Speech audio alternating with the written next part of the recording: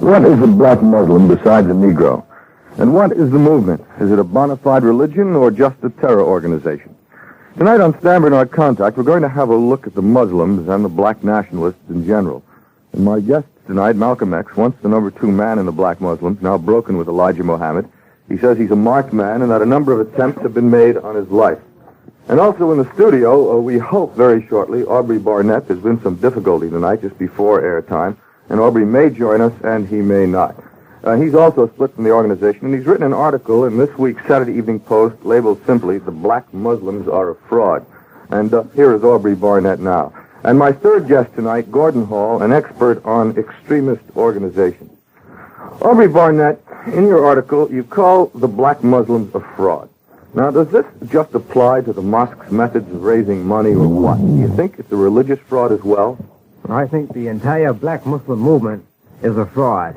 And Webster's dictionary defines a fraud as deceit, trickery, or a trick. The black Muslims have deceived the public. They've used trickery on trying to attract the Negroes, and they have outright tricked the poor black Muslim members. That's why I say they are a fraud. Now, okay, they've tricked them. Now, this is in terms of the religion itself as well as the money raising. Well, as far as the religion of Islam is concerned, I might say right here that any similarity between the black Muslims and the true religion of Islam is purely coincidental. Malcolm X, I said at the outset that you were once the number 2 man. I think I can rightfully say that easily. You were certainly as well known as, almost as well known, or as well known as Elijah Muhammad. But I never was the number 2 man. You never were the number 2 man. The press said I was the number 2 man, but there were others ahead of me. How do you feel about this comment from Aubrey Barnett? Now, what he's saying is true, especially about the religion. The religion of Islam itself is a religion that is based upon brotherhood, and a religion in which the persons who believe in it in no way judge a man by the color of his skin. The yardstick of measurement in Islam is one's deeds, one's conscious behavior. And the yardstick of measurement that was used by Elijah Muhammad was based upon the color of the skin. Malcolm, it wasn't too long ago that you were preaching separation, black supremacy. You were, or separation at any rate, if not black supremacy. It sounded like black supremacy to a lot of people. How do you equate that now with what you're saying today? There's not one person who is a Muslim who believes in Elijah Muhammad today who believes in him more strongly than I did. When I was with him, I believed in him 100%. And it was my strong belief in him that made me go along with everything he taught. And I think if you check back on my representation of him while I was with him, I represented him 100%. What is your status now, Malcolm? How do you mean? Right now. I'm a Muslim. You must understand that the black Muslim movement, although it claimed to be a religious movement based upon Islam, it was never acceptable to the Orthodox Muslim world. And although at the same time it attracted the most militant, the most dissatisfied of the black community into it. And by them getting into it and the movement itself not having a real action program, it comprised a number of persons who were extremely young and militant, but who could not, and who were activists by nature, but who couldn't participate in things. So the inactivity of the movement caused a great deal of dissatisfaction until finally dissension broke in division, and those of us who left regrouped into a Muslim movement based upon Orthodox Islam. So now that you've broken away, let me ask you a question, and this calls for numbers. You're no longer a member. Are you in a membership fight now with Elijah Muhammad? No, I have never at any time involved myself in a membership fight with Elijah Muhammad. In fact, if you go back to the release that I made public at the time of my official departure, I pointed out that I was in no way trying to take away the followers of Elijah Muhammad, but that I myself was going to become a Muslim, but would work among the 22 million non-Muslim Negroes and try to establish some kind of program that would be beneficial to the black American period. There were a lot of numbers that were thrown around some time ago. I guess it was 2 years ago or so, and the numbers said something like 100,000 Muslims across the United States. And you in your article, Aubrey Barnett, talk about these numbers. You specify quite clearly. And you ask a question at one point. You say, how large was our membership? The most accurate estimate I ever heard of our strength in Boston came during a radio debate between Gordon Hall, a specialist on extremist organizations, and Malcolm X. And that radio debate took place on Bob Kennedy Contact in Boston. our sister station, WBZ, held that debate between you, Gordon, and Malcolm X. And I heard the tape of that debate. It was quite heated, and it was a very good debate. It was very entertaining, and I enjoyed it. What did you do? What now when you talk about numbers today? And you, Aubrey, mention in your article, you say something like 55 members in all of Boston, 57 in another place. I say Small membership numbers. I'm speaking of the present membership of the Moss right now.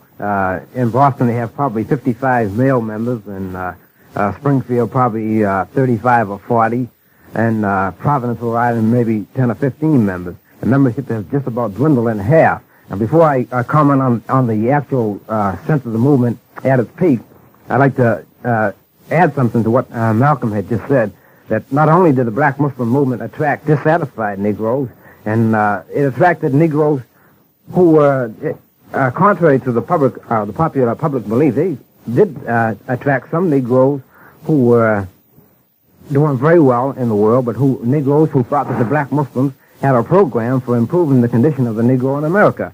I was one of those Negroes. I was not very much dissatisfied as an individual when I came to the Muslim movement, but I knew that there was a problem existing in the Negro community. I knew that many Negroes were suffering from discrimination. They were frustrated, and there were many problems that would be set in our communities. And I thought the Muslims, black Muslims, had a program for economic upliftment, a program of moral upliftment. I thought that the Muslims had a program for combating juvenile delinquency. And you saw this as a myth now? I see it as a myth now. I see.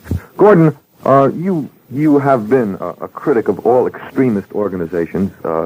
You sort of pinpointed the strength of the Muslim organization. And you say that the strength is basically a myth with these 100,000 numbers. How did you arrive at your own figures? Well, I do this work full-time to begin with, and I've done this work for close to 20 years. And when you follow extremists around, whether they're Negro extremists or white extremists, if you follow the Klan around the way that I did and penetrated their movements and found out numbers, you find out that they make a lot of noise, all out of proportion to their numbers, just as currently the Negro nationalists in the New York area are making noise all out of proportion to their numbers. And I think the real tip-off, Stan, came when Elijah was supposed to speak at the Boston Arena a few summers ago. I think it was July of 1962, and I flew back from the speaking day to Minneapolis and told the press that they couldn't possibly fill the Boston Arena, which seats 7,200 people, even if they brought in all of the people from the other mosques around the eastern seaboard, Connecticut, New Jersey, Pennsylvania, and so on. I also predicted that Elijah Muhammad would not show up, that he's an incoherent old man. He does not speak well. He doesn't make any sense in his public appearances. And I felt that Malcolm probably would carry the load that day, and it worked out precisely that way. This was a prediction long before they even opened the doors in the arena. And then, lo and behold, despite all the efforts to allow the white public in, plus all the sisters and brothers and all the fiddle-faddle about the whole show, they couldn't even fill downstairs in the arena. And they brought in 3,000, I think, was the figure, right? Yes, something like that. And that was the clear tip-off to me that this thing was built on quicksand, that they've never had any members, really. And this is pretty much the history of extremist movements in general, that they make noise all out of proportion to their numbers. This was based really on the reality of the situation and not listening to all the grandiose statements made by men like Malcolm X. What year was that? I don't have the figures with me, Malcolm. I think it was the summer of '62, if I remember. You were the main speaker. You mentioned that in your article, and you say there were 3,000 there, and Malcolm, you were the main speaker. I know a lot of white people there, too. No, there were about 200, which was a lot for those days. But I think you'll find that the Muslim movement reached its peak in strength in 1960, 59 and 60.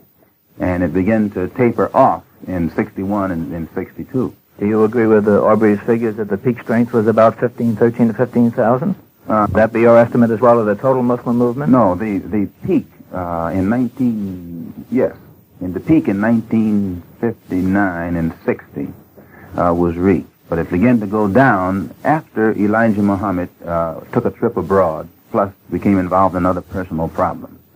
And the movement itself began to deteriorate only after Elijah Muhammad put members of his own family in positions of authority, which weakened the structure and caused internal bickering and division, and eventually the movement just petered out. Gentlemen, we're going to get back to this in one moment. It's time for us to make a little money. It's the way the show survives all the time. East Side, West Side, all around the town. Another money-saving ShopRite supermarket comes to Patterson, New Jersey, at 142-160 West Broadway in Patterson. Open now and ready to serve you everything you could possibly want in meats, fish, shellfish, fresh produce, canned and frozen foods, baked goods, and dairy products. And there's a convenient service appetizer department, too. There's plenty of free parking, and the store is open late every night of the week. If you can't get to Patterson, get to the ShopRite supermarket nearest you and cash in on the carnival of grand opening celebration value. So why pay more? Shop ShopRite in Patterson, 142-160 West Broadway.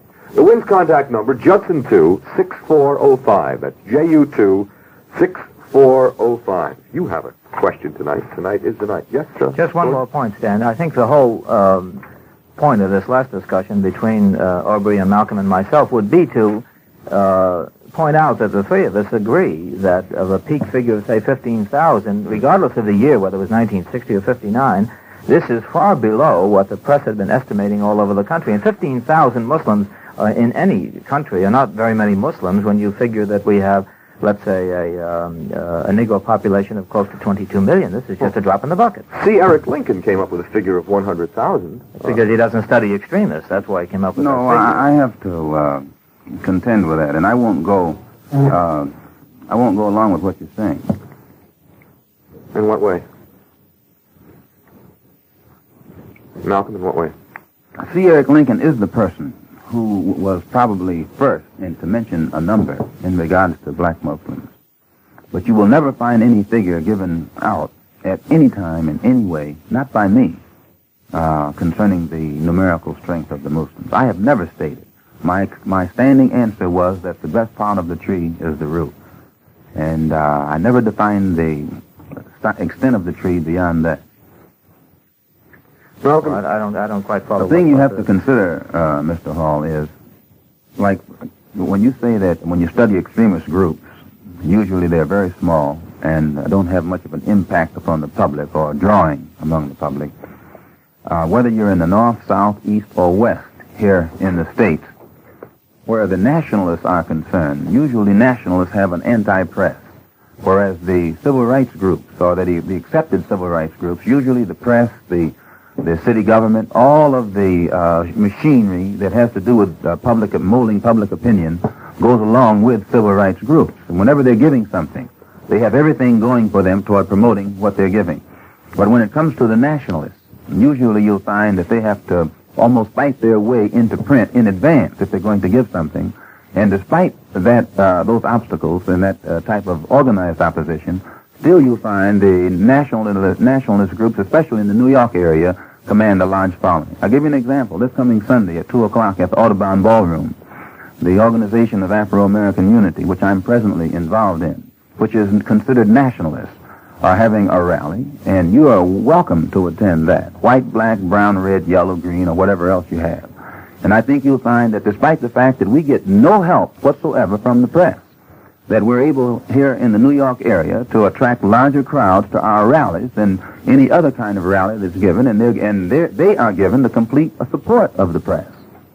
But that doesn't prove anything, Malcolm, because Harlem is a big place. You'll get a lot of Negroes in. You'll get curious whites. That's not your membership. No, nobody.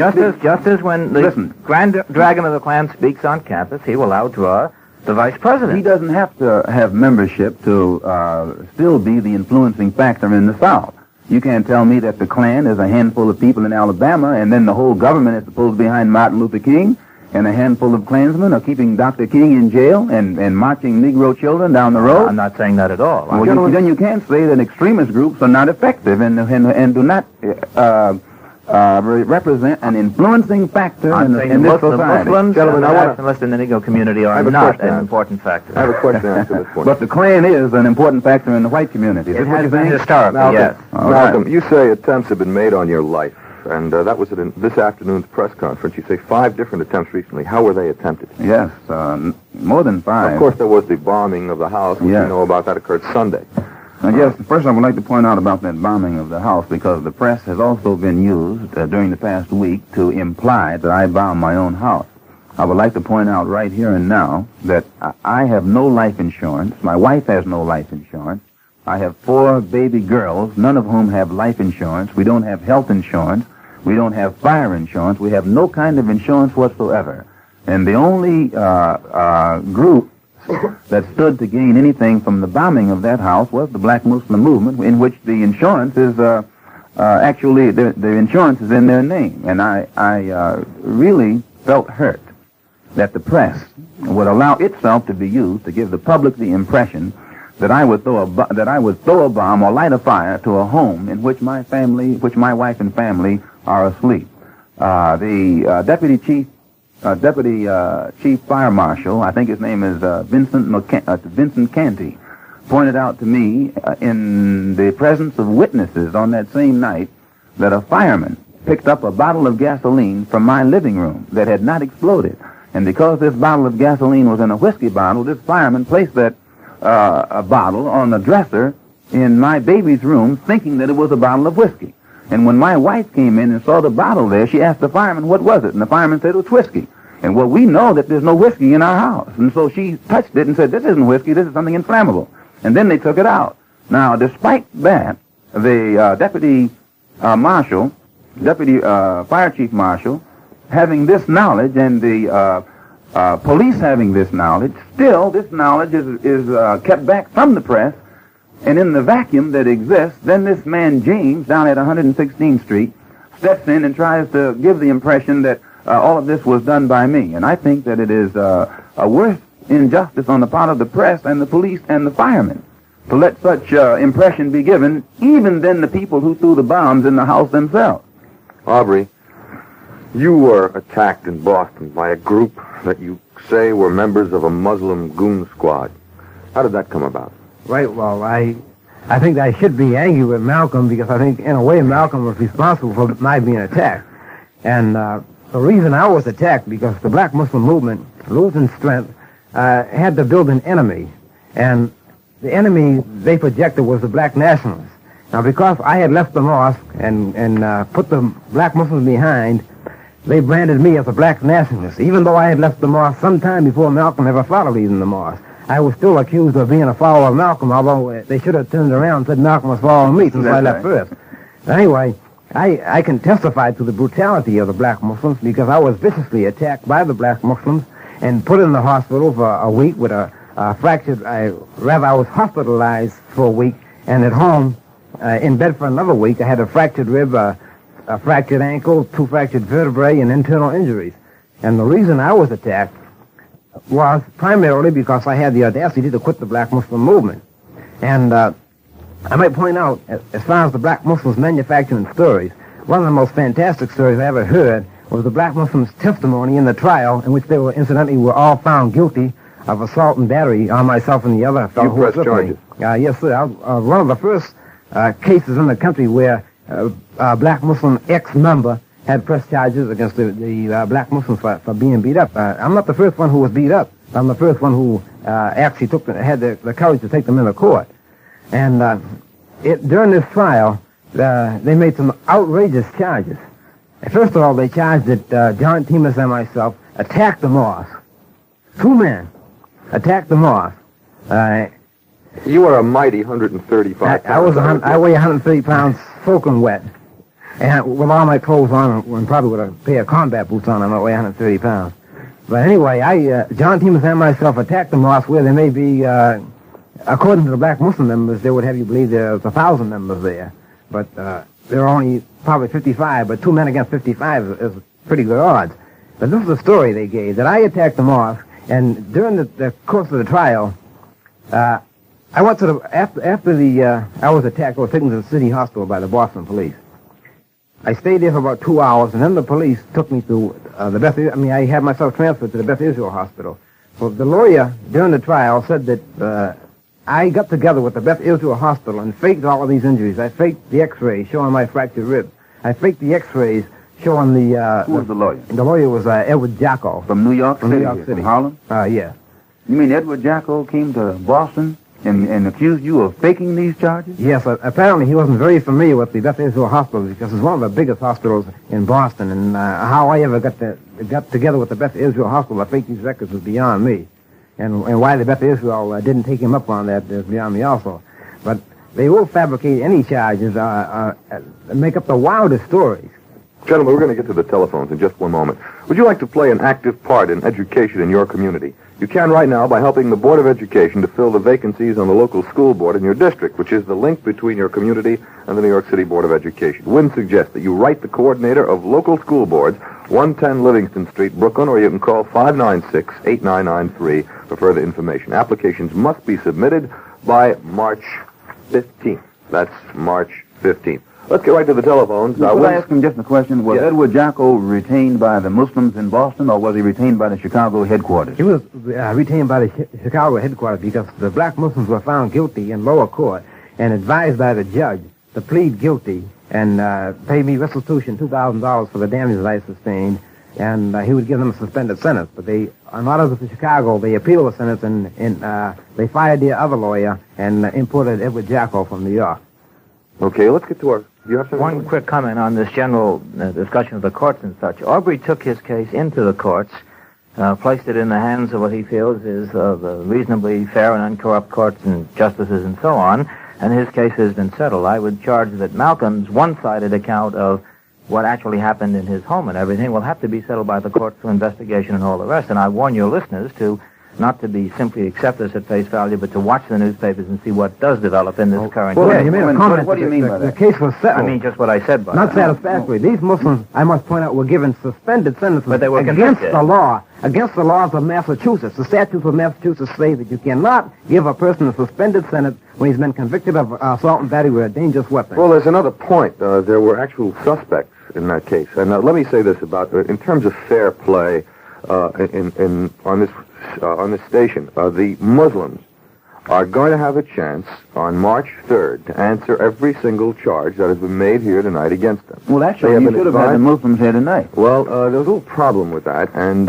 we are going to arrange a program for them, and they are going to be appearing, including, and by the way, there's a good chance that Elijah Muhammad may appear on the program via the telephone.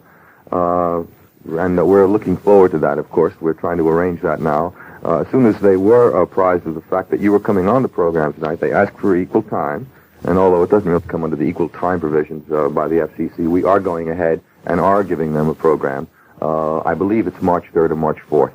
But let's get to our telephones. We have an That awful was lot not of... the point, however, that I made. My only point was this, Stan, simply that there are charges and countercharges leveled by dissident factions within the Negro community, the small dissident factions we're talking about tonight.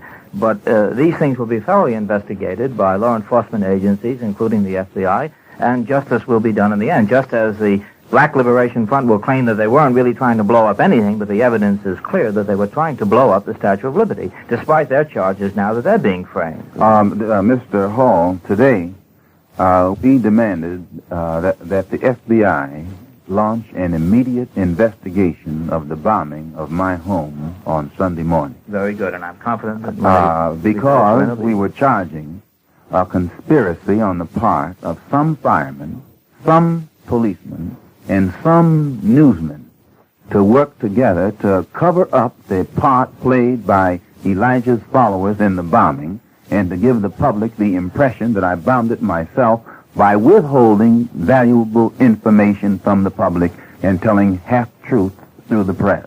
We demanded the FBI Very good, investigation. very good. And I pointed out that my attorney had suggested that I and my wife submit ourselves to a lie detector test and that every policeman and fireman who entered that house that night do likewise. And we also suggest to the minister of the local temple here who represents Elijah that he too submit himself to a lie detector test, and Joseph, the fat one, submit himself to a lie detector test since he has implied that the bombing was done by people other than himself.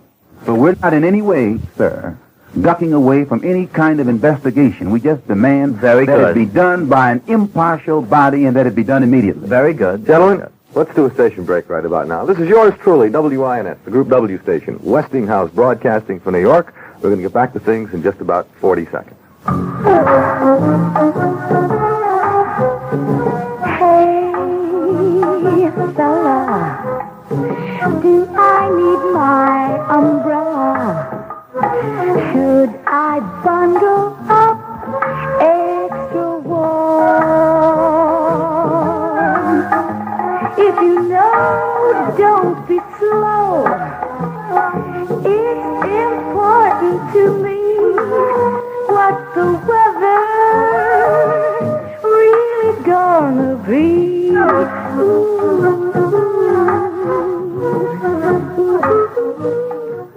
Partly cloudy and then becoming fair tomorrow. Colder with a high in the upper 30s. Clear and cold tomorrow night. The low 20 to 25. And for Saturday, fair and continued seasonably cold. The current temperature, 36 degrees.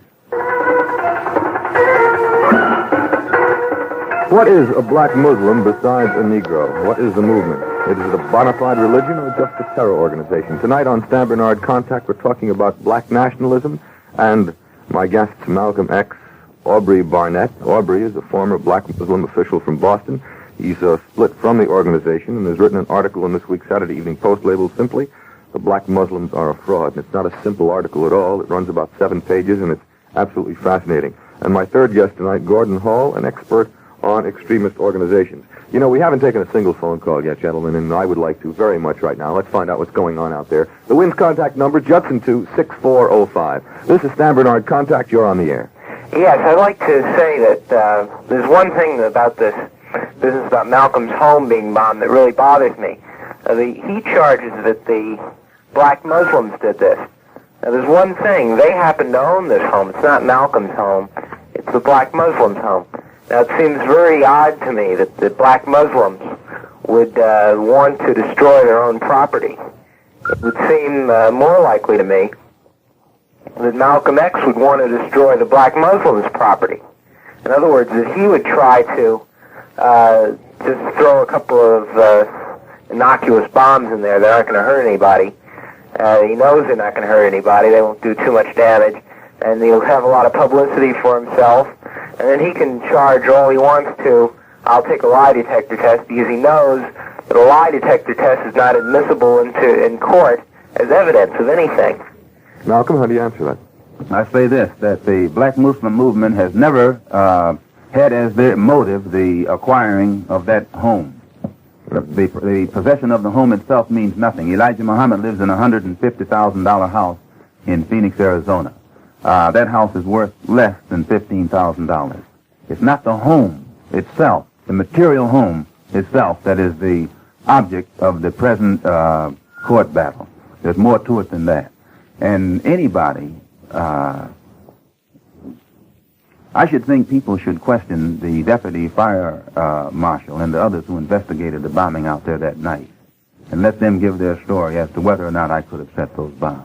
And this is why I say I charged a conspiracy on the part of some of the firemen and some of the police and some of the press to give the impression that I said it. Why would they side with the black Muslim organization against you, though, Malcolm? I don't understand that. Well, why you, not them? Why them, not Let's you? answer your question this way. The press, whenever I mention that an attempt has been made on my life, they print it in such a way that I am implying that an attempt has been made.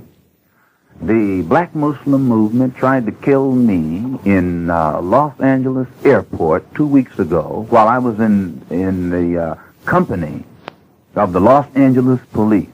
The Los Angeles police stopped the TWA Airlines from taking off. They slipped airlines flight from taking off. They slipped me into a private room onto the plane through the basement. Because of the presence of these persons in the airport who were completely heedless of the presence of the police. Now, this airliner was held up an hour and a half. Every passenger aboard it was taken off. His luggage was searched. I was kept on the plane. My luggage was searched. And then the TW Airline security agent flew to Chicago from Los Angeles with me. I was met at the airport in Chicago by the Assistant Attorney General of the state of Illinois and at least 20 different detectives. I was held in their custody for 24 hours. I appeared on the Cupsonet show. When I came out of the studio, officials of the black Muslim movement in Chicago even tried to attack the police to get at me. This was the Los Angeles incident was not reported in the press. The Chicago incident was not reported in the press. A couple days later, I appeared on David Sussstein's hotline on a Tuesday night, February the 2nd. Entering the studio that night, the police department had to clash with about 30 members of the local black Muslim movement who tried to inflict physical harm upon those who were appearing on the program. None of this was mentioned in the press whatsoever. Now, when by this type of incident being kept from the press, then when I jump out and say that somebody is trying to kill me, the implication is given that I'm trying to do some publicity seeking or that I'm just making these stories up. But our police department from coast to coast in this country have the black Muslim movement well infiltrated, just as they have any other group well infiltrated. They are well aware of these plots and discussions that take place. They could stop them if they wanted. Malcom, as a member of the press, I have to say at this point that I've never heard anybody say to me or to anybody else, do not print anything about Malcolm X, or do not, or suppress a story. I have never heard that happen. When your house was bombed, it was handled as a lead story all the way. And whenever anybody that I know who is a member of the press is apprised of anything to do with Malcolm X, you're news. Sir, but here's the point. I'm news as long as what the news is about is something to project me in the image of someone with horns. But when it comes to objective reporting on things, I have you on this program tonight. And I don't think anybody is knocking you, and I don't think anybody... I don't want to get this down to I'm not saying that. I'm not dealing with your program. I'm dealing with this, that the impression like this man here, who just called in, tried to imply that I bombed my own home. Now, if he were aware of the physical attempts that have been made upon my life during the past year and the number of attempts that have been made, why, it wouldn't be difficult at all for him to see the ease with which that particular movement can blow someone's house up. Gordon? May I suggest one of the reasons, Malcolm, why you have the kind of image that you have in the broad public? I saw you on television the day that your home was bombed, and I, too, am a public lecturer who travels from state to state giving lectures before large audiences. You were smiling, and you were about to board a plane to go to Detroit on the same day that your home was bombed. You carried out a speaking engagement. If that happened in my home, I would never think of leaving my loved ones for fear that something might happen while I'm gone. You got on a plane and went to Detroit and gave a lecture. The black Muslim movement had its origin, as you know. But is that not true that you did that? I'm going to explain it. The black Muslim movement, as you, an expert, supposedly knows, had its origin in Detroit, Michigan. Now, those who are in the black Muslim movement symbolically regard Detroit as the Mecca, the root or the focal point of the origin or beginning of Elijah Muhammad's movement in this country. The fact that I was to appear at a rally in Detroit had been highly publicized in Detroit. My wife and I felt that one of the purposes of the bombing of the house was to keep me from going to Detroit. We discussed it, and she encouraged me not to delay my trip. I went to Detroit, made the speaking engagement, and flew right back here. The Wynn's contact number, Judson 2-6405. This is Stan Bernard. Contact, you're on the air. Hello? Yes. Hello, I'd like to address my question to Malcolm X. Go right ahead. Hello, Malcolm? Yes, sir. Well, I don't mean to sound rude, but aren't you kind of a hypocrite because you went all around the country preaching for the black Muslims? No, I think I'm quite honest, because as long as I believed in what Elijah Muhammad was teaching and what he represented, I represented him 100%. Now, I know how bad it makes me look to tell you today what Elijah Muhammad is doing. That does not concern me. As long as I believed in him, I represented him. But there were things about Elijah Muhammad that his followers right now know and that I know. That when he became faced with it, he didn't stand up to it as a man. And when he failed to be able to stand up to his own problem as a man, it was then that those of us who left the movement realized not only was he not divine, but he wasn't even a man. And it was then that we began to re-examine all of what he taught. And I was fortunate enough to be able to go into the Muslim world and discuss the whole situation with the Muslims there. And since then I have been trying to practice the Orthodox religion of Islam. But despite the fact that I'm trying to practice the Orthodox religion of Islam, I don't blind myself to the fact that our people in this country still have a problem that goes above and beyond religion. So we set up another organization that is not religious in order for all of us who want to participate in the struggle against these social, economic, and political evils in this country that confront our people can participate in them. And I don't think it's hypocritical at all for a person to be wrong and admit that he was wrong. Aubrey. I think it's hypocritical when you pretend to still believe in something when you cease believing in it. Aubrey, you stopped believing, too. You left the Muslim movement. You wrote this article, The Black Muslims Are a Fraud. What were some of the specific things you saw in the movement that drove you away from it? Well, some of the specific things that I saw that drove me away from it was, I'll take, for example, the economic myth.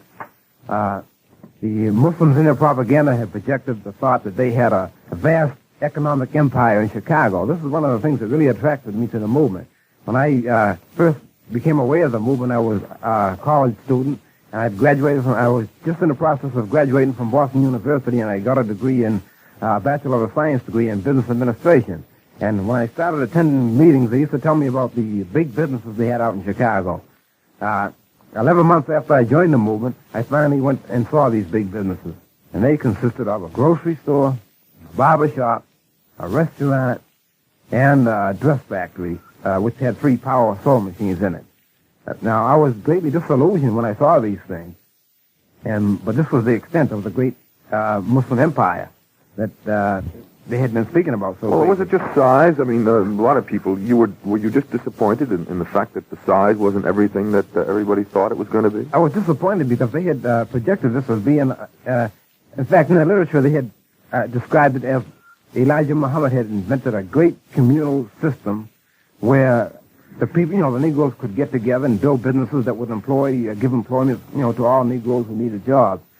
And when I got out there, I found out that these are businesses that Negroes had been establishing all across the country without inventing any new communal system. Yeah, I very something about that economic. What he's saying is true, but I think I can shed a little clearer light on it. The businesses that the Muslim movement had established from coast to coast, all of them operated in the red. There was only one business in the entire Muslim movement that operated in the black, and that was the restaurant there on 116th Street right here in New York. In fact, the only Muslims in business who operated businesses in the black were the Muslims in the New York area. And one of the bones of contention that developed between the factions in the black Muslim movement was the jealousy that developed in Chicago toward the New York Muslims because they were more successful than the ones there in Chicago. There was another business, I think, that operated in the black, and that was the dress factory. And the reason that operated in the black was because they had a captive market. One of the things that the black Muslim members had to do was to buy these long robes for the women to wear. Now, although the Muslim women were encouraged to learn how to sew, they were also forbidden to sew their own garments. So they had to buy these garments from the dress factory in Chicago, which incidentally was owned by the daughter of Elijah Muhammad, Ethel Sharif. So this was a very successful business. Since in order to buy all these outfits, you had to spend $200 to get the complete outfit. Gordon? A point of fact, I think, that also should be mentioned in connection with the businesses, that most of the Muslim businesses stand around the country, those advertising in the paper and so on, were not businesses established by men who joined the mosque and then became businessmen. They were businessmen who had established businesses who then joined the mosque, and the Muslims claimed these businesses as their own. Is that not true, Malcolm? In part. I think there are instances where one thing the Muslim movement did do, persons who never thought in terms of business, they would talk so much talk about business was stressed that many who didn't have any business knowledge at all would become involved in a business venture, and then that venture would fold, which actually was worse for the movement than it was good for the movement. And but I want to point out that the businesses in Chicago, as Elijah Muhammad has told me from his own mouth, were such a failure that he subsidized them himself. He used to run those businesses from with money out of his own pocket so that they would serve as a front. And he always pointed out that none of especially his sons and those around him, had any business ability, and it developed within them a lot of envy and jealousy toward the New York Muslims because the most successful businessmen among the Muslims were those right here in the New York area. I've got to earn a little money right now, fellas. Top quality sale at all Dan Supreme supermarkets. Save on the finest meat. You'll know the difference the minute you taste it. This week's Dan's is featuring Morel's Pride Boneless, Skinless, Shankless, Fully Cooked Canned Ham, 5-pound size, $2.98. That's right, Morel's Pride Boneless, Skinless, Shankless, Canned Ham, 5-pound size, for only $2.98. You'll find more total food savings each and every week at all Dan Supreme supermarkets. The Wynn's contact number, Judson 26405. This is Stan Bernard. Contact, you're on the air. Go right ahead. You there? No, let's try the next one, Steve. This is Contact. You're on the air. I'd like to address my question to Malcolm. I'd like to know, sir, why do you still use your X? And as far as the public opinion about you, maybe it's because of your abrupt change from the black Muslim group to form your own national group that the public is sort of like, they don't exactly know where you stand. I mean, they figured, like you said before, that you were with the black Muslim and you were definitely with Muhammad. I'm sure that some of the public feel that now that you're with someone else, that they're sort of like influencing you as far as your beliefs are concerned. That's why I've been very slow since I returned from Africa to really go all out in the formation, or rather I should say the formation of the two organizations in which I'm involved. If you recall, when I was in Mecca, I wrote a letter back saying that when I returned to America, I wouldn't rest until I exposed Elijah Muhammad as the religious faker that he was. I was 100% sincere in saying that. But when I returned, one of the reasons that I initially avoided any kind of discussion or talk about Elijah Muhammad and the black Muslim movement after leaving Mecca, before going to Mecca, I had an hour and a half conversation with President Nasser in Egypt. After leaving Mecca, I spent 3 hours with President Julius Nyerere in what was then Tanganyika, is now Tanzania. I spent a couple of days with President Jomo Kenyatta and the Prime Minister Milton Obote of Uganda, and also President Azikwe in Nigeria, President Nkrumah in Ghana, President Sekou Touré in Guinea. And I had an opportunity to discuss the problem of black people on the African continent, plus the plight of our people in this country. And I won't hesitate to say that conversations with these men broadened my scope tremendously beyond what it was before I went over there. And I felt when I came back that many things that I had learned would be constructive or could be used constructively by black people in this country in our struggle for human dignity. And I felt that I would be wasting my time entering into some kind of dispute with Elijah Muhammad and his followers. And so I spent my time, when I first came back here, trying to get the Organization of Afro-American Unity consolidated, plus the Muslim Mosque, which is based upon Orthodox Islam. But the black Muslim movement was fearful that if I was ever left alone long enough to get my feet firmly planted on the ground and get our program out here in the public, that it would be too much competition for what they had already projected or had in mind. Let me ask you this, Malcolm. You at one time espoused complete separation of the race. I must say this concerning what Elijah Muhammad said about separation. He didn't espouse separation. What he said was this, that the government should, if the government can't give complete equality right now, then the government should permit black people to go back to Africa. He didn't ever say back to Africa. Elijah Muhammad has never made one statement that's pro-African, and he has never in any of his speeches, or written or oral, said anything to his followers about Africa. What about a black state in the United States? He was as anti-African as he was anti-white. Did you say a black state in the United States? No, so what he said was we should go back to our own, and he phrased it like that because if he spelled it out, he would have to point to some geographic area, and he would have to have the consent of the people in that geographic area, which he knew he couldn't get. So he just kept it elusive and said, let's go back to our own. And if the government wouldn't let us go back to our own, then he said separation should set up right here. But at no time did he ever enter into any kind of activity or action that was designed to bring any of this into existence. And it was this lack of action that led many of the activists within the movement to become disillusioned and dissatisfied and eventually leave it. Let's go right back to the phones. The Wynn's contact number, Judson 26405. This is Stan Bernard. Contact, you're on the air. I'd like to direct my question to Malcolm. Yes? I've traced the Muslim history. I'm a student in college right now. I've done some research on this, and I've heard a lot about the FOI, the secret police, and I've tried to dig up some information on it, but everywhere the information has eluded me. I wonder if Malcolm could fill me in on some of the details of the FOI. Well, in this article by Aubrey in this week's Saturday Evening Post, he points out, I think it's pointed out beautifully for the first time, too, that the FOI was not a special group among the Muslims, but every Muslim male, when he became a registered follower of Elijah Muhammad, was an FOI.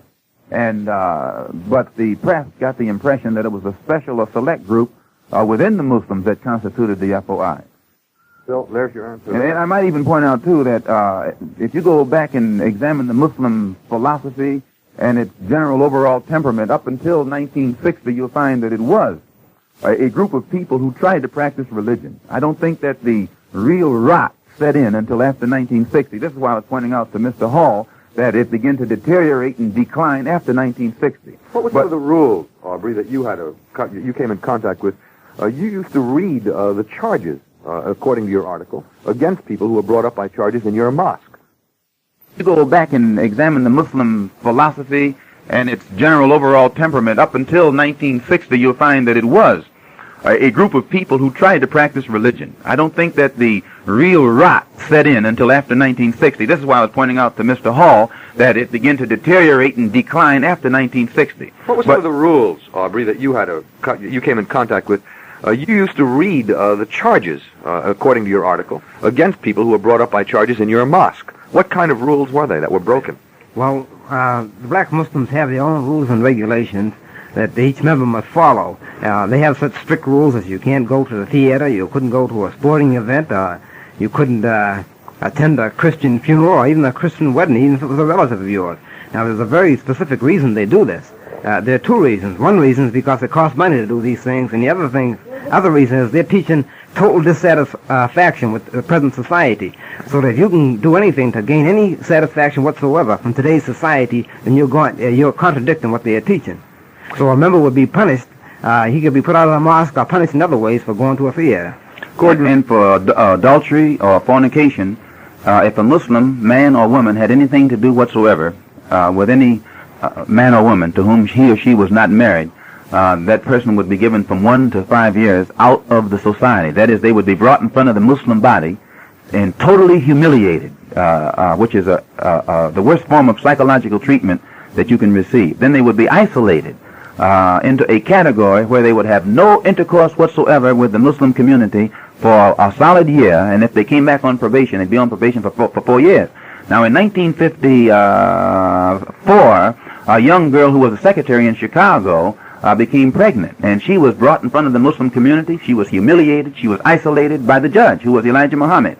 And everyone took it for granted that the father of her child was a non-Muslim because the other half was never brought to trial. In 1956, it happened to another young secretary in Chicago. In 1960, it happened to 4 more young secretaries in Chicago. And everyone at each time took it for granted that this was that the father of these offspring was a non-Muslim. I know the charge you're going to make. I'm not going to make any charge because I know what your libel laws are. I wouldn't say that, but here's what I'm pointing out. Anytime you find a judge who will sit on a bench and a young girl will come before him, and that young girl will be charged with adultery, and he will humiliate her, almost castigate her, and then sentence her into oblivion, solely to keep the court from knowing that he himself is the father of her children. That judge is not only fit to be a judge, but he's not even a man, because he doesn't even accept the fatherhood of the children which he is responsible for having brought into this world. And this type of rot is what caused the moral deterioration within the black Muslim movement today. Formerly, if you notice, no matter what kind of criticism you had of the Muslims, they were disciplined morally. They didn't drink, they didn't smoke, they tried to show respect for people, and there was that force within it, which was a spiritual force that made the rank and file one who believed in it capable of abstaining from many of the moral weaknesses. But after the real faith, the religious side, or the real spiritual power began to fade from the black Muslim movement, the power that used to enable the brothers and sisters to let their higher tendencies dominate rather than their lower tendencies, it was switched around. So that today, the reason you have so much incident of Muslim attacking Muslim is because the spiritual force that used to exist in the movement among the rank and file is gone. So now you have an organized group of people who do not have the moral strength to rise above or contain themselves from falling victim to their own low desires. Gordon? This is, I wish we had time. This is such a bundle of contradictions. All these words. Malcolm is the greatest one in the world for eating up the clock. He does it every time that I sit across the table from him. Now, he said at the outset that Aubrey X's piece, or Aubrey Barnett's piece, is a wonderful piece. And Aubrey says that the religious emphasis in the Muslim movement was a total fraud from start to finish. And now we're getting the story about this great uplift and the deterioration. No. The religious ingredient in the black Muslim movement was a fraud in the sense that it identified itself as an Islamic movement, as an Islamic, of being of an Islamic nature. It was a fraud in that it was diametrically opposed to Islam. It was, Elijah Muhammad himself is anti-Arab. He's more anti-Arab than probably the Israelis are. Now, when I say about the religion, sir, is belief in something. You don't have to be of a specific persuasion. I'm well aware for of it to that. be a religion. You don't have to define it for me. No, what the black Muslims believe in, they believe in it religiously. We believed in Yaqub. We believed in what Elijah Muhammad taught about an airplane up in the sky. We believed in some of the most fantastic things that you could ever imagine. Gentlemen, we believed in it because with us it was a religion. I have a question about the New York City Police Department. They would like to tell you that they have a new telephone number for public use in any emergency. If you need emergency police or ambulance service, dial 440-1234. That's 440-1234 for emergency police or ambulance service. Remember that number, 440-1234 for emergency police or ambulance service. We're going to continue in just a moment, Gordon. Wait 1 second. I want to say a word about tomorrow night on Stan Bernard Contact. We have a beautiful show tomorrow night. Probably the most beautiful show we've ever done. We are collecting models for the show. It's been my pleasure to collect a bevy of beautiful women. We're going to be doing a show on modeling in New York. And what does it take to become a model, and how difficult is it to find success? Well, you get the answers from Candy Jones, beauty expert, teacher, and representative for models, and from the girls themselves, the successful models of all types and ages. That's modeling tomorrow night, 10:30 on Stan Bernard Contact. One more thing. East Side, West Side, all around the town. Another money-saving ShopRite supermarket comes to Paterson, New Jersey at 142-160 West Broadway in Paterson. They're open now and ready to serve you everything you could possibly want in meats, fish, shellfish, fresh produce, canned and frozen foods, baked goods, and dairy products.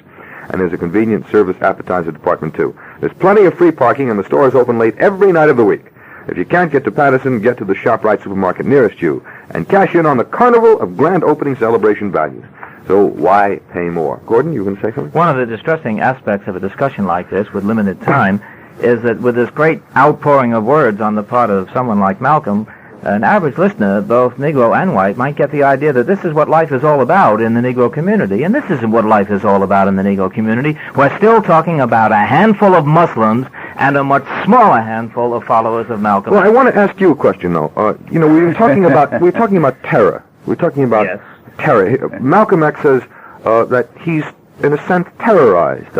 He's not frightened. No, wait a minute. Well, no, terrorized how? No, I don't mean you're scared. I don't mean you're scared. I mean, well, I'm not terrorized either. Threats have been made on your life. Well, that's still threats are a far cry from me being terrorized. No, well, somebody can run down the street at you, and he can threaten you, and you can call it, you can stick a label on it, and you can say that somebody is terrorizing a community. Yes. And they can be, indeed, and you can say that, you're not frightened. That's okay. With all due respect to you, sir, okay, nobody is terrorizing me. Okay, you're not terrorized, then, but you are being threatened. Yes. Let's accept that. You are being threatened 5 times. You say recently in your house has been bombed.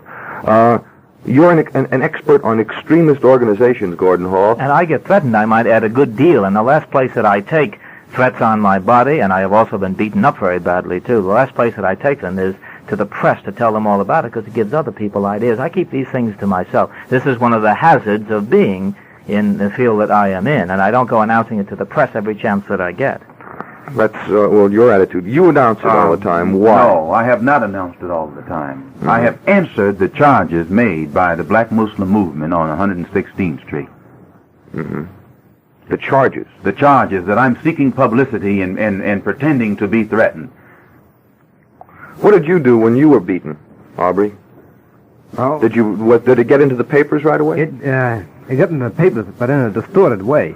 The papers unfortunately accepted the black Muslim view of what had happened, and as I said before, that I was immediately labeled as a rival of the black Muslims, although I had left the movement and forgotten all about them, I thought. Why were you labeled as a rival of the black Muslims? I was labeled as a rival of the black Muslims because I think the black Muslims needed a scapegoat. They needed someone to point to as an enemy, as all mass movements do. They have to have an enemy, and a mass movement can exist without a God, but it can't exist without a devil. What I was getting at, sir, is they tried to identify you with me. Yes. And any time you were the only time Elijah Muhammad gets favorable publicity is when it's against me.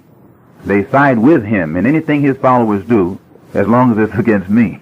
Gordon? A cogent point, I hope, about the press. I've had a good deal to do with the press, too, and I've written a good many articles for the press.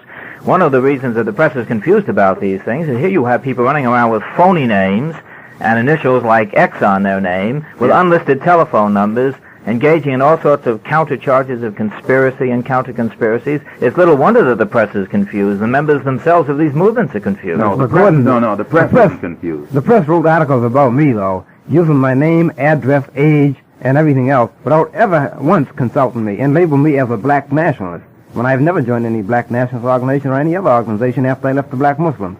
Gentlemen, the press is more frightened of the black nationalists than of the black Muslims. And if you doubt it, all you have to do is pick up any story written that involves black Muslims and black nationalists, and you'll always find the press slants it skillfully in favor of the black Muslims, despite the fact that the black Muslim movement teaches that every white individual that comes into the world is a devil by nature. By nature. And the black nationalists don't do that. The black nationalists judge people by their behavior, by their deeds, not by their color. But still, the press knows that the black Muslim movement is a hybrid, political and religious hybrid that will never do anything against the Ku Klux Klan or against the organized white elements in this society that's brutalizing black people. But that same black Muslim movement will give the order for black people within it to murder and cripple other black people in the community. The black Muslim movement has never at any time been involved in any kind of strike against the Ku Klux Klan or the Citizens Council, even in the South or the North. But they give the orders to fight each other. When a brother was killed in Los Angeles, no order was given. In fact, the brothers who wanted to go into action were restrained. Many of them right here in New York by little fat Joseph were restrained. But that same Joseph gives his crew orders to go out and cripple other black persons who have left the movement through dissatisfaction over what they've learned. This is yours truly, WINS, the Group W station, Westinghouse Broadcasting for New York. We're going to get back to the subject in just about a minute and a half. It's 36 degrees in New York under cloudy skies. This is Stan Bernard with the Wind's 11:30 report. 24 persons, most of them youngsters, were arrested today in the second day of rioting in Brooklyn over alleged school segregation. Some 300 Negro teenagers and youths ran wild through downtown Brooklyn, battling police, smashing windows, and terrorizing pedestrians. Board of Education President James Donovan warns that leaders of the school boycotts which led to the riots would be arrested, along with any children who did not attend classes. Donovan called the boycott leaders Pied Pipers who were seeking personal publicity. Severe weather is hampering efforts to help more than 100 men at a mine in British Columbia sealed off by snow and ice. 17 men were rescued, but as many as 23 others may still be buried. The body of explorer James Mitchell was buried under tons of rock and dirt that caved in attempts to bring out the 23-year-old explorer at Dolgeville, New York. Mitchell was trapped Saturday, and efforts to save him were futile. In sports, NFL owners meeting in Palm Desert, California, have approved a 40-man player limit and for the first time in history recognized the so-called taxi squad. In the NBA, Boston 119, St. Louis 109. After three quarters, Los Angeles 90, Philadelphia 82. In college basketball, Drake 72, Bradley 57, NYU 78, Georgetown 73, Manhattan 80, Temple 65, and Holy Cross 100, Massachusetts 84. The Wind's weather word, partly cloudy, then becoming fair tomorrow, colder with a high in the upper 30s, clear and cold tomorrow night, the low 20 to 25. And for Saturday, fair and continued seasonably cold. The current temperature, 36 degrees. And that's the Wind's 11:30 report, Stan Bernard reporting. What is a black Muslim besides a Negro, and what is the movement? Is it a bona fide religion or just a terror organization? Tonight on Stan Bernard Contact, we're discussing black nationalism and the black Muslim movement, and my guests tonight, Malcom X, also in the studio, Aubrey Barnett, a former black Muslim official from Boston. He's also split with the organization, and my third guest, Gordon Hall, an expert on extremist organizations. I think we ought to go right back to the telephone and see what's doing out there, because we haven't taken very many phone calls. I have to apologize. We've really been very wordy in the studio tonight and battling it out in here. This is Contact. You're on the air. Hello, may I speak with Mr. X? Yes. Mr. X? Yes? Oh, it's just so wonderful to hear you. I've attended several of your meetings, and if prayer will save you and your family, there will never be any harm to you. Thank you. And I admire you for what you've done for these little black children. You'll be surprised. They are glad to be black now. Thank you. So God bless you. Whatever God it may be, any supreme being, protect you and your family. Thank you for your call. All right. This is Contact. You're on the air. Yes, I'd like to address a question to Malcolm. I'd like to ask him why, after his suspension, then his decision to leave the Muslim movement, then he decided to tell all. Why did he not tell his people about the children, the misappropriation of funds? So what purpose is it going to serve now? And secondly, why does he think someone wants to take his life? What purpose is it going to serve? This is a very good question. When first, the black Muslim, one thing that the black Muslim movement did, positive, here in this country, the militancy that it projected made the black people in this country more militant than they had ever been. The whole civil rights struggle was affected by the general posture reflected or projected by the black Muslim movement. When I first came into the knowledge of the crisis within Elijah Muhammad's family in Chicago and what it would mean to the black Muslim movement if it were out, I chose myself to remain silent because not to save Elijah Muhammad, but I felt I was afraid of the psychological harm it would do his followers, plus the effect it would have on the struggle that black people are waging in this country, period. When I first left the movement, I left and took the full blame. I even made it appear that I was leaving. I never left the black Muslim movement. I was put out. And because the law in the movement is that when a person is put out, they must first be brought before the membership and given a hearing. Elijah Muhammad was afraid to bring me before the membership and give me a hearing for fear of what I might say in my own defense. So I was put in limbo, so to speak, suspended, and the Muslims in the temple here in New York were told that I would be back in 90 days. But at the same time they were being told that I would be back in 90 days, brothers were sent out by Joseph to take my life. And those brothers are with me now. The police know about it. This is a fact. And it was only after I was out of the movement, and then Elijah Muhammad began to use every pulpit in every temple in the nation to blaspheme against me, plus Muhammad Speaks newspaper, to poison the minds of his followers into thinking that I had actually committed some kind of treacherous deed against him, that I felt it necessary for me to tell his followers the real reason for which I came out of the movement. And I've been doing that ever since. Gordon, you're a professional observer of extremist organizations, and you classify the black nationalists and, of course, the Muslims as extremist organizations.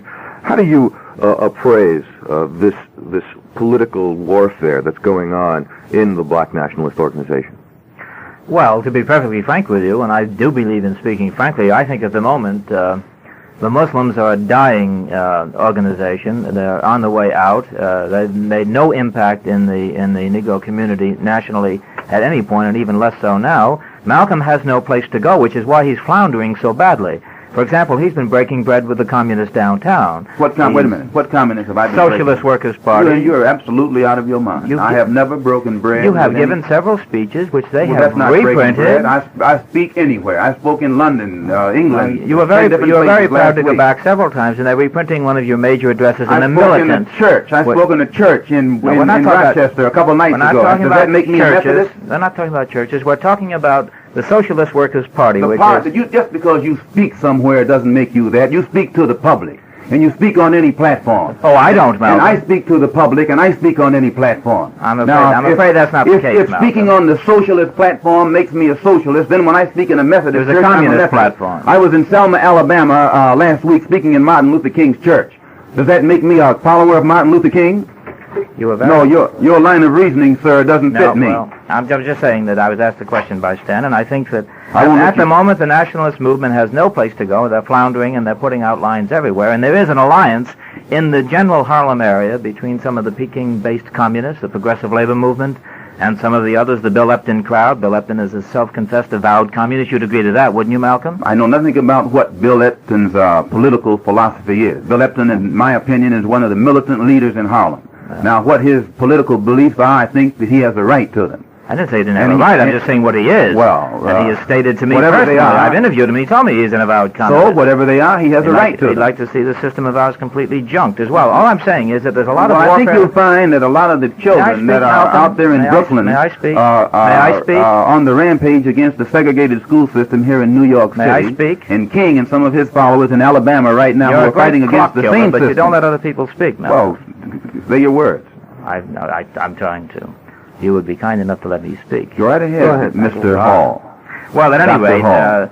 they're floundering now, and there's a lot of internecine warfare going on in the Harlem section, and most of the movements are small and splintered, and there are splinters of splinters, and I suppose only the future will tell which one will emerge victorious and perhaps claim the most members. I would make a prediction, and I think we could come back a year from now, Sten, and I think you may find Malcolm preaching a completely separate doctrine of leading some other kind of a movement. Well, you know, one of the best compliments that Dr. Hall here can pay me is just the things that he says. When he begins to pat me on the back, I'll be worried. Well, I'm not patting you on the back. When a now. person- I told you I up said- in I Boston said- I that said when you give a little begin- time and you'll be preaching a new line, I and you said, are. When you begin to pat me on the back, I'll be worried. When you begin, people of your profession, who make a profession out of dealing with groups in this country, when you begin to pat me on the back, then I'll be worried, sir.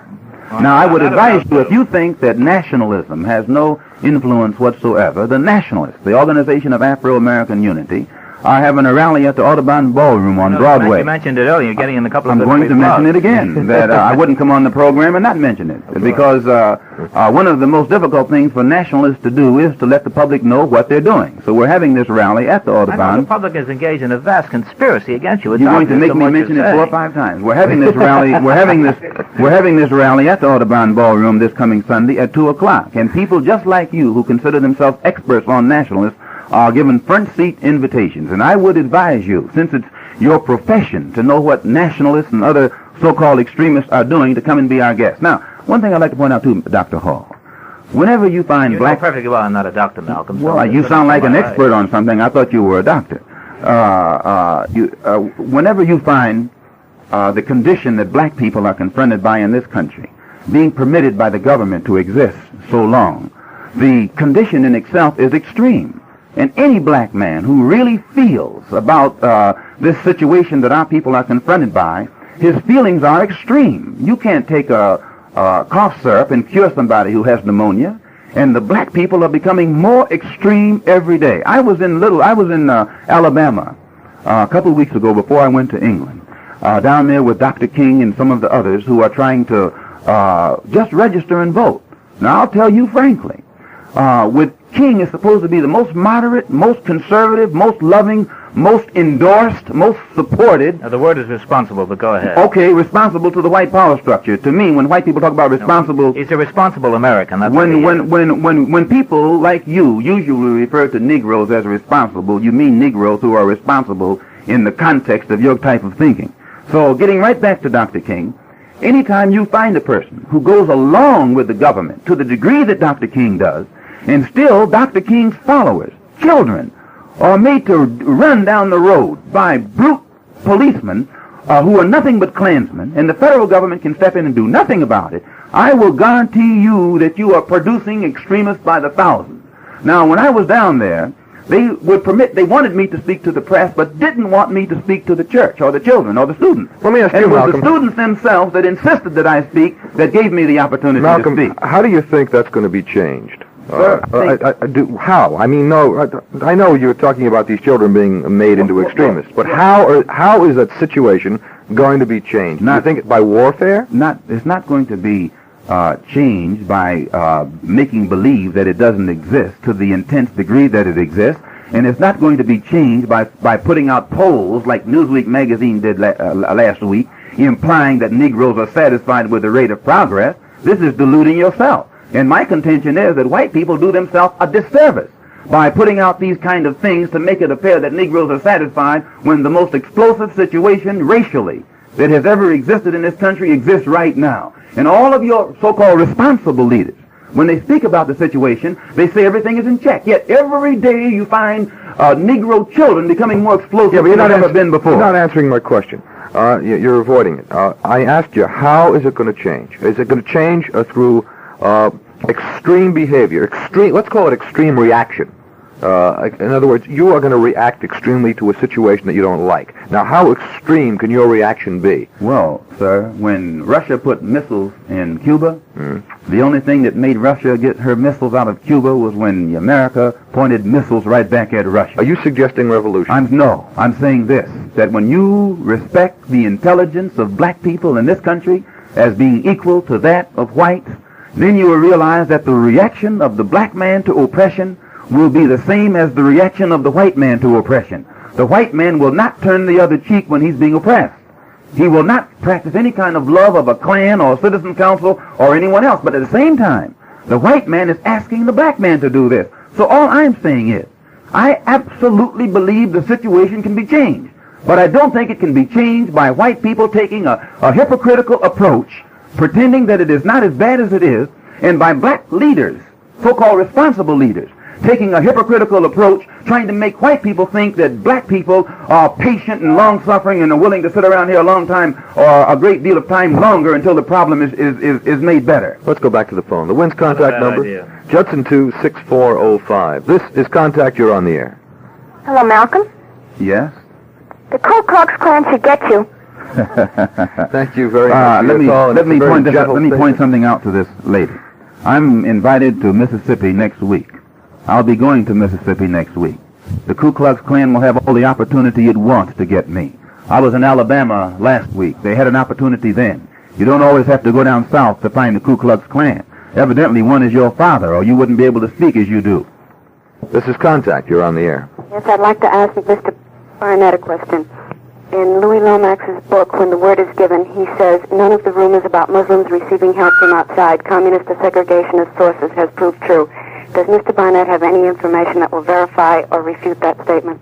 I didn't quite get it, but Mr. Barnett has left the room. He's left the studio during this last part of the debate, and he's not here to answer it. Can Mr. Hall answer? Can Mr. Hall answer it? I didn't quite understand your question. Can you quote that again for us? Yes. Louis Lomax says that none of the rumors about Muslims receiving help from outside, communist or segregationist sources, has proved true. And I'd like to know what they think about this. I would agree with Mr. Lomax's statement on that. I think that's an actual statement. I'm not so sure that is applicable to other militant groups in the Negro community, but I think it's applicable to the Muslims. I'm not sure. That they don't get any help from outside sources. She was talking about outside communist or Yeah. segregationist sources. Yeah. Do they get any help from inside segregationist sources? I would Now, doubt you're the that. expert. I would doubt that very much. I have no evidence of it, and neither do you. And if you do, then I'm not saying put that I up, do. Malcolm. But I'm you're implying. You're a very No, fly I'm asking implier. You essentially, because you give me the impression all of a sudden that you're a protector of the black Muslim movement. Not a bit. When, Not a bit. When it comes to rallying them against the black nationalists, because you know that the black Muslim movement is in a bag and has no place to go. I'm the one, just to show you how No, faulty no, your no, logic no, is. no, Let no, me sir. speak. Just to show you how faulty your logic is, I arranged for the Saturday Evening Post story, which you have praised with your own mouth tonight as the best thing ever written on the Not black because Muslim. you arranged it. I It's arranged the best, not because you I arranged it. arranged That it. doesn't make it best. It's best But because if I were to- Aubrey wrote it. Mr. Hall is saying that he arranged for it to be written because he thought it was valid and What valuable. he arranged, what he did is immaterial to me. I'm not Yes, commenting you're on... not- you never want to louse up an argument with Sir, facts, Malcolm. I'm not commenting on what you did. It's immaterial to me. But you said it was a wonderful I'm piece. saying that what Aubrey did. Aubrey is the one who did the piece. You can Yes, arrange for Rockwell to write a piece. Aubrey came to me You can arrange for because he Rockwell knew to write that a I piece. could get the story told in the best fashion. You can arrange for Rockwell. You can arrange for the Klan to write a piece. No, I could not. So that I doesn't. could not. What you can arrange doesn't impress me. Malcolm, you know perfectly well that I could, and that's What- just yes, a you smear. Could. You could, sir. Oh. You're a Does he mercenary. fancy the technique? No, you're a professional. You said that yourself. That's why Let's I go called you on. doctor. Can we go on to our next call? No. Go I ahead. like him when he talks this way because he exposes himself. No, I'm exposing you as a mercenary. Here we go, An fellas. opportunist. It's the next call time. Here we go. This is Contact. You're on the air. I'd like to direct the question to Malcolm X. Go ahead. I've heard him on a newsreel say that Charlie's enemies are his enemies, and this was supposed to refer to the white man as Charlie. Charlie is the Ku Klux Klan and the White Citizens Council. Right. And white people who practice discrimination and segregation against black people. Right. Then I'd like to ask you something about what you mentioned about aid from Red China. I've never mentioned anything about aid from Red China. All right. Ask Dr. Hall. He's an expert. I think he'll even have to agree to that. Excuse me, I ask you if the aid to fight Charlie came from the Red Chinese, would you accept it? And you said from anybody. Well, that doesn't specify Red China. I said this, that when you're in the den of a wolf, and a fox comes along and asks you for help, or offers to help you, you'll accept help from any source available against that wolf. Right. Yeah, but they asked This you... doesn't mean that you love foxes. Did they specify? It doesn't mean that you love foxes. Did they specify when they asked you the question whether I you don't would think they accept said it? the Chinese, Communist China. If I recall, I could be wrong, but if I recall, I don't think they said specified Communist China. But although let me say this about Communist China. China is a nation of 700 million people. Physically, they exist. Physically, they exist. I don't go along with the American reaction of pretending that 700 million Chinese don't exist. When I was in Africa during the summer, everywhere I looked, I saw Chinese. It's only when I get back to America that I don't see any Chinese. I just don't think it's mature to pretend that 700 million people don't exist. That doesn't happen to be U.S. policy to pretend that they don't exist. Malcolm, you just say things that aren't so. No, well, I mean... The United States is well aware of Red China. She certainly is. They just detonated some nuclear bombs over there. Plus, her forces have the United States soldiers tied down in Saigon. She'd have to be well aware. She has half of your forces tied up. Well, you'd be crazy not to be aware of her existence. But at the same time, you're trying to give the public impression over here, the people, the impression over here that they don't exist. You're just saying that that's not the case at all. They're human beings, the same as you and I are. So you of course, espouse recognition of Red China and admission to the United Nations. Many of your senators in Washington, D.C. espouse the same thing. I think most intelligent, progressive people who are up to date in their thinking have finally reached intellectual and political maturity to the point where they feel that when you got that many people on this earth, you better recognize them and deal with them as human beings, and then they will deal with you as human beings. If you say that you shouldn't deal with them because they are communists, then why deal with Russia? Or if you say that you shouldn't deal with them because they fought United Nations forces in Korea, then why deal with Chomby? Chomby also fought United Nations forces in Katanga. If you use the same yardstick to measure these people all of the time, I think you'll end up with better results. All right, let's go on to our next call. Our WIZ contact number, Judson 26405. This is Stan Bernard Contact. You're on the air. Hello? Yes. Malcolm, I'd like to ask you whether you feel that the recent action of the Gaullist government in refusing you entry into France is in any way inconsistent with France's general policy towards the Afro-Asian community and Africa in particular. Yes, I dispatched a wire to Dean Rusk, the Secretary of State here today, demanding an investigation into the reason why the French government could ban an American citizen and no reaction come from the American embassy whatsoever. But I might point out, I was in Paris last November and was successful in organizing a good organization, which another one that Dr. Hall over here can investigate in his capacity, in the American Negro community in Paris. And they have been working in conjunction with the African community, and it was the African community and the Afro-American community in Paris that invited me there to address a mass rally, and the French government permitted my entry into that country. And I might point out that it was the communist trade union workers in Paris that refused to let them have the hall initially, blocked their attempt to get the second hall, and eventually exercised influence in the French government to stop it. But the communist trade union workers, one of the largest unions in that country. And the reason I was in London, I had been invited there to attend the first Congress that had been given by the Council of African Organizations, who had a 4-day Congress, invited me to make the closing address because they were interested in the struggle of the black man in this country in his quest for human dignity and human rights. Okay, we're going to move on to our next call. This is Contact. You're on the air. Hello? Yes. May I speak to Malcolm X, please? Yes, go right ahead. I would like to, I don't have a question for Malcolm X. I would like to tell him that I am 100% with him for whatever he goes along with to helping the Negroes. And I think it's an awful shame that anyone should bomb or throw a bomb into a house where there is human beings, particularly children. And I don't go along at all with the Muslim, so-called Muslims at all, because to me they're only teaching hate. Well, I confess that I was one of the leaders in projecting the Muslim movement and causing so many people to believe in the distorted version of Islam that is taught there. But at the same time, I have to point out that there are some progressive elements, right-meaning persons in the black Muslim movement. All of them are not wrong. There are many in there who mean well, but are just being misled by the hierarchy, many of which do not mean well. But there is a large progressive element within the movement, and usually they are the ones who come in, they stay a year, and they get disillusioned, and they go back out. But I was responsible for giving the people the impression that the black Muslim movement was more than what it is, And I take that responsibility. You can put the complete blame upon me. But at the same time that I take that responsibility, I want to point out that no white man or white group or agency can use me against Elijah Muhammad or against the black Muslim movement. When you hear me open up my mouth against another black man, no white man can put words in my mouth, nor no white man can sick me on another black group. When I have analyzed the man and the group with my own understanding and feel that it is detrimental to the interest of the black community, then I'm going to attack it with that same intensity.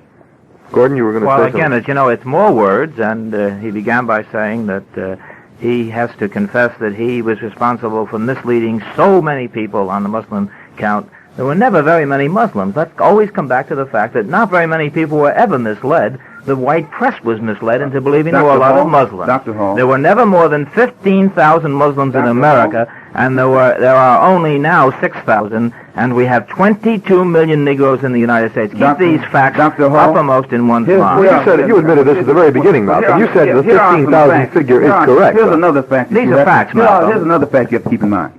There never were many Mau Mau. There never were. There were always more Kikuyu, more Kenyans than Mau Mau. And what is this supposed to prove? But it was the Mau Mau who brought independence to Kenya. Yes, but and the man who was regarded as an extremist and a monster just 5 years ago, Jomo Kenyatta, is the president of the Republic of Kenya today. And it is this same man who 5 years ago... The situation in colonial Africa is not like it is in the United States. Well, this is colonial. Anytime you have a system in 1965 that will take children and let them be marched down the road by not criminal elements. In numbers, you have to draw one big analogy. In the United States, the Negro is still the minority in the United States. And when you're talking about minorities, within minorities, and you start boiling it all down, you can't really draw that analogy of a colony. I say this, that the Mau Mau was also a minority, a microscopic minority, but it was the Mau Mau who not only brought independence to Kenya, within a vast Negro majority. But it but it's still, that wick, the powder keg is always larger than the wick. The smallest thing in the powder keg is the wick. You can touch the powder all day long and nothing happens. It's the wick that you touch that sets the powder off. I think it'll blow up. It's the wick that you touch that sets the powder off. And if you go here in Harlem, and you take all these moderate Negroes that Dr. Hall here puts the stamp of approval on and regards them as responsible, they don't explode. It's the wick. It's that small element that you refer to as nationalists and other... You're doing all you can to encourage it now. Not encourage it. With your inflammatory and demagogic language. I don't encourage it, but I'm not going to sit here and pretend that it doesn't exist. Don't you incite, Malcolm? I don't think so. I don't. How are you going to incite people who are living in slums and ghetto? It's the city structure that incites. A city that continues to let people live in rat nest dens in Harlem and pay higher rent in Harlem than they pay downtown. This is what incites it. Who lets merchants outcharge or overcharge people for their groceries and their clothing and other commodities in Harlem while you pay lesser for it downtown. This is what incites it. A city that will not create some kind of employment for people who are barred from having jobs just because their skin is black. That's what incites it. Don't ever accuse a black man for voicing his resentment and dissatisfaction over the criminal condition of his people as being responsible for inciting a situation. You have to indict the society that allows these things to exist. And this is where I differ with Dr. Hall. Well, we differ in many places, Malcom. This is one of the many places, Dr. Hall, where we differ. Well, in a sense, didn't Hitler also talk about different points of view? Didn't he say that conditions existed, and didn't he also incite people? Well, I don't know anything about Hitler. Yeah. I wasn't in Germany. I'm in America. Don't please. I say I wasn't in. I say I don't know anything about Hitler. I wasn't in Germany, but I have. You know about Hitler. Well, you can't point to Hitler in Germany behind what's going on here in America. Turn on the television tonight and see what they're doing. No. Turn on the television tonight and see what they're doing with Dr. King. Mm-hmm. Turn on. No, this is Dr. King's methods are not your methods. Dr. King goes along. You couldn't do in Alabama what he is doing, sir. You could not do in Alabama. You better pray that I don't go and try and do what he's doing. Anytime Dr. King, anytime Dr. King goes along with people like you, you should put forth more effort to keep him out of jail. You should put forth more effort to protect him. And you should put forth more effort to protect the people who go along with him and display this love and this patience. If you would do more for those people and spend some of your time trying to help those people instead of trying to attack me, probably this country would be a much better place in which to live. You spend too much of your time, doctor, trying to investigate. I rarely ever mention you, Malcolm. You're hardly worth mentioning. You spend too much of your time, Doctor, running around trying to keep track of dissatisfied black people whom you label as extremists. Hardly. Whereas if you would spend some of your time in these places where Dr. King is fighting, then you would make this country a better place to live in. Malcolm, I lectured all over the state of Alabama when you had nothing to do with the Muslims. Did you have on a white sheet? Did you have on a white sheet? Gentlemen, time. Bell. Here we go. Bell. Okay, that's round 15. We just had it. Dr. Hall, come up to the Audubon Sunday at 2 o'clock, and we'll continue it from there. I have Gentlemen, important things to do. We have to move on. Time has run out. I'd like to thank all of you for showing up tonight. Thank you very much, Gordon, Malcolm, and, of course, Aubrey Barnett.